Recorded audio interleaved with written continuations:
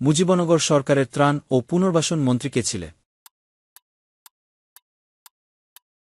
এ.এইচ.এম. কামরুজ্জামান।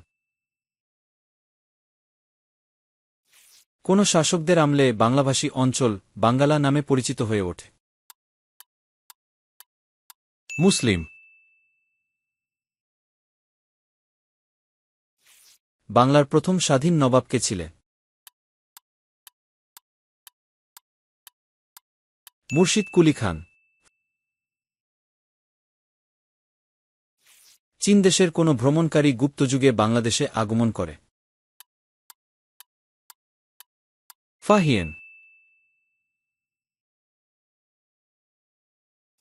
কোনায় নাগরিকের মৌলিক অধিকার লঙ্ঘিত হলে সংবিধানের কোন অনুচ্ছেদের বিধান অনুযায়ী তিনি মামলা করতে পারে? 102